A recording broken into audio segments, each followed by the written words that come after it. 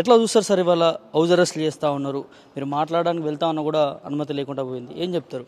మీరు చూస్తూ ఉన్నారు, నిన్న కూడా చూసాం మనం. మా ఎమ్మెల్యే కౌశిక్ రెడ్డి గారిని గృహ నిర్బంధం చేసి అక్కడికి గాంధీ గారికి ఏమో అనుమతించారు. ఎమ్మెల్యే గారిని ఏమో ఇంట్లో ఉంచి గాంధీ గారు కొంతమంది గుండాలు వెళ్ళి వారి మీద అటాక్ చేశారు.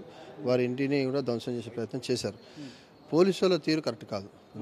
ఇందాక మేము మార్నింగ్ నుంచి మా నాయకులను కార్యకర్తలను అరెస్ట్ చేస్తూ ఉన్నారు. నేను కౌశిక్ గారు గాంధీ గారి ఆహ్వానం మేరకు అక్కడికి వెళ్దామంటే వారు భోజనానికి రండి అని చెప్పి వారేమో టీవీలలో చెప్తా ఉన్నారు, మీడియాకి చెప్తా ఉన్నారు. మా మిత్రులు వస్తే వెల్కమ్ చేస్తా, వారికి భోజనం పెడతా, కుర్చీలు వేసినా టెంట్లు వేసినా అని చెప్తా ఉన్నారు. మేము వెళ్దామంటేనేమో పోలీసులు మమ్మల్ని అరెస్ట్ చేశారు.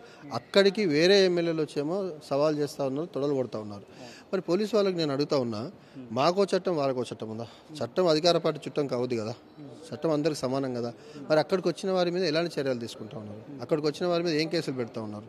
ఇందాక డీజీపీ గారిది మిగతా ప్రభుత్వ పెద్దల స్టేట్మెంట్ చూశాను. శాంతి భద్రతలకు విఘాతం కలిగిస్తే చట్టపరమైన చర్యలు తీసుకుంటాం అంటున్నారు. అక్కడికి వచ్చి తొడలు కొడుతున్న వారిని, రెచ్చగొడుతున్న వారి మీద ఏం కేసులు పెడతారు? మా కోసం కాకుండా సమాజం కోసం అన్నా మీరు చెప్పండి. ఏం కేసులు పెట్టి వారిని జైలుకు పంపిస్తూ చేయండి. నిన్న 307 కేసు పెట్టినామని చెప్పేసి మీడియా ద్వారా చూసినాం. కౌశిక్ రెడ్డి గారి మీద అటాక్ చేసింది. 307 కేసు పెట్టిన వారిని ఇప్పటికీ ఎంతమంది అరెస్ట్ చేశారు? ఎంతమందిని జైలుకు పంపారు? వాళ్ళనేమో ఏమనట్లేదు.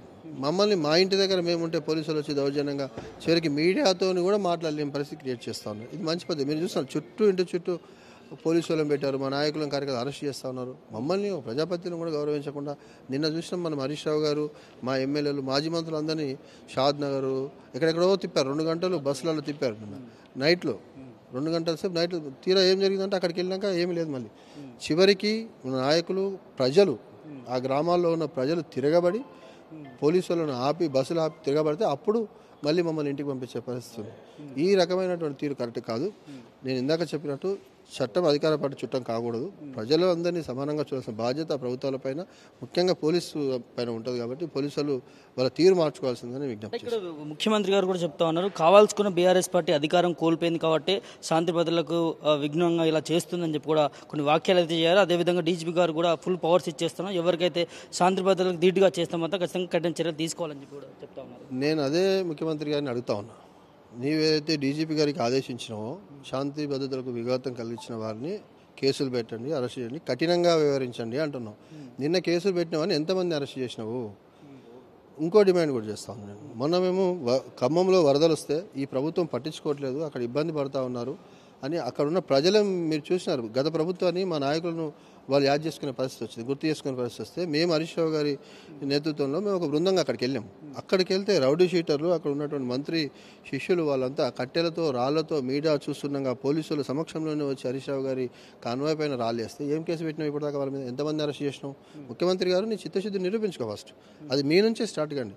ఇప్పుడు గాంధీ గారి ఇంటికి వచ్చి కొంతమంది ఎమ్మెల్యేలు రెచ్చగొడతా ఉన్నారు, తొడలు కొడతా ఉన్నారు, ఛాలెంజ్ చేస్తూ ఉన్నారు. మరి వారి మీద ఏం కేసు పెడతావు? మేము మా ఇంట్లో ఉన్నాం, మేము శాంతియుతంగా ఉన్నాం, పోలీసులు ఆపితే ఆగినాం, ఇక్కడ కూర్చున్నాం.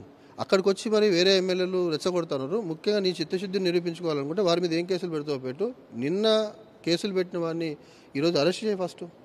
నీ గౌరవం పెంచుకో. రేవంత్ రెడ్డి గారు చెప్తా ఉన్నారు, నా మీద రేవంత్ రెడ్డి అంటే గౌరవించుకున్న కుర్చీని గౌరవించి అంటున్నారు.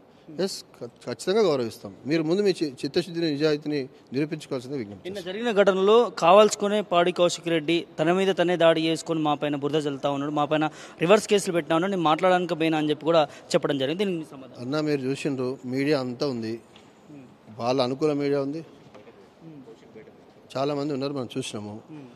వాళ్ళు వచ్చి అటాక్ చేసిన విజువల్స్ ఉన్నాయి కదా. గాంధీ గారు కొడుకే అంటాడు పాడి కౌశిక్ పాడిగడ్డకి వచ్చామని. ఇంకా అంతకంటే ఏముంటుంది? వాళ్ళే అంటున్నారు, అది కరెక్ట్ పద్ధతి కాదు. వాళ్ళే అరెస్ట్, వాళ్ళే వచ్చిండ్రు, వాళ్ళే అటాక్ చేసిండ్రు, వాళ్ళని తీసుకెళ్లి నర్సింగ్లో రాచమర్యాదలు చేసిండ్రు. మేము కనీసం అక్కడికి కలవడానికి వెళ్తే అక్కడ ఎవరు కలవరు, మమ్మల్ని పోలీస్ బస్సులోకి తిప్పుతారు. చూస్తున్నారు, ప్రజలు కూడా చూస్తూ ఉన్నారు, మీడియా కూడా నేను అందరి సమాజానికి చూపించింది. తప్పకుండా కంక్లూజన్ ఏంటి ఇప్పుడు? తర్వాత కార్యాచరణ ఏం చేయబోతున్నారు?